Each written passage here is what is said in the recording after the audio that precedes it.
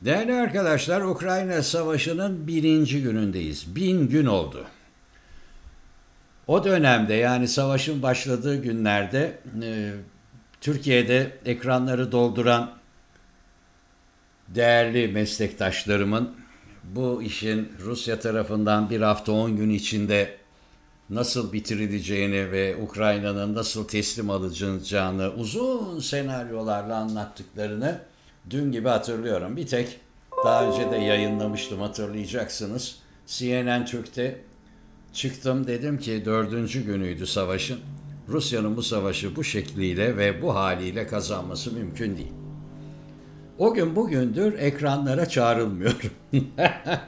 Galiba savaşın dördüncü gününde doğruyu söyleyen tek uzman gazeteci olmam insanların pek hoşuna gitmemiş gibi gözüküyor. Olsun, ne yapalım, biz doğruları anlatmaya devam edeceğiz. Şimdi gelişen stratejik kimlik Avrupalılık. Yani Ukrayna Savaşı'nın beklenmedik sonuçları oluşmaya başladı. Avrupa savunmasının Avrupalılar tarafından daha net bir biçimde toparlanması konusu öne çıkan bir kimliğe dönüştü. Niye? Çünkü konvansiyonel bir savaşta Rus ordusu çuvalladı. Yani Ukrayna Savaşı'nın Avrupa güvenliğine ve Avrupa güvenlik anlayışına getirdiği en önemli nokta Avrupalıların ya biz bu Rusya'yla bir şekilde baş edebiliriz düşüncesine yavaş yavaş rota kıvırmaları. Çok enteresan. Ve bu özellikle beklenmedik bir ülke tarafından gerçekleştiriliyor. O da Polonya. Belki çok yakından takip etmediniz. Ben de belki çok fazla da üzerinde durmamış olabilirim. Ama bir gerçeği ifade edeyim. Polonya bu savaş sürecinde 1000 günde çok hızlı ataklarla Avrupa açısından bir bölgesel devlet, güç devletine dönüştü. Yani orta ölçekli bir tür süper güç demeyeyim ama yüksek güç unsuruna dönüştü. Hem ordusundaki yeniden yapılanma hem aldığı kararlar ve yapılanmasıyla ve Ukrayna Savaşı'na gösterdiği kararlı destekle bunu perçinlemiş durumda. İşte Varşova'da 6 tane ülkenin Dışişleri Bakanı'nı da yine Polonya bir araya getirdi.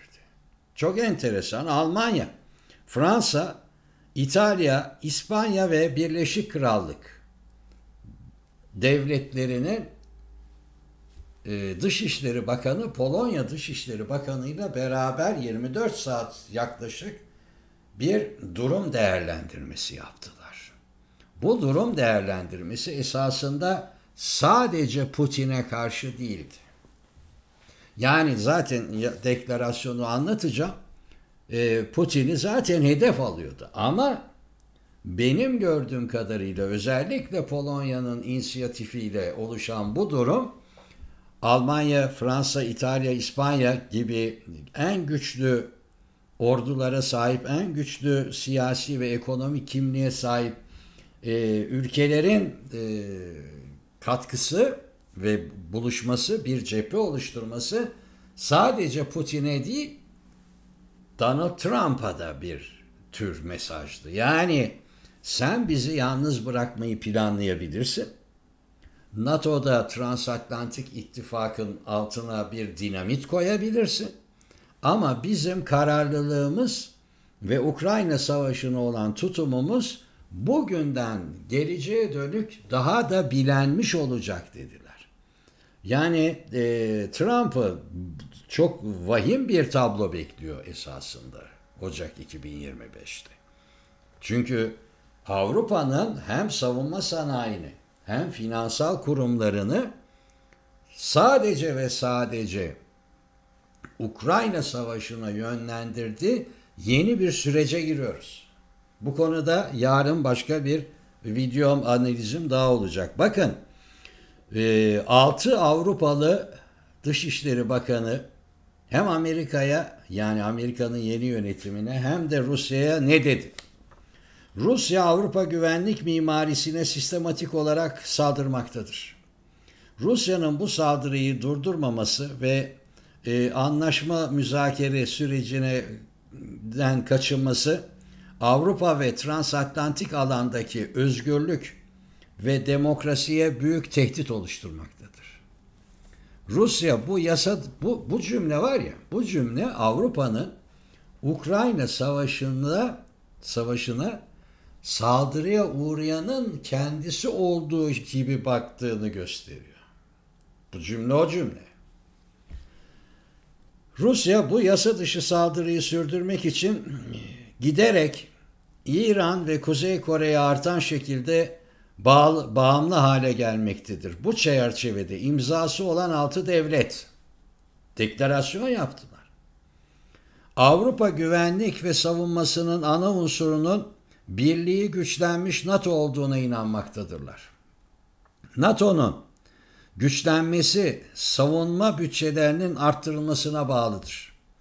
Avrupa'nın güvenliği güçlü Avrupa Birliği finans kurumlarıyla sanayi altyapısının en üst düzeyde yapılandırılmasına bağlıdır. Yani diyor ki benim param var, savunma sanayim var. Sen bu savaşa başladığında ey Putin, dünyanın 2. ordusuydun.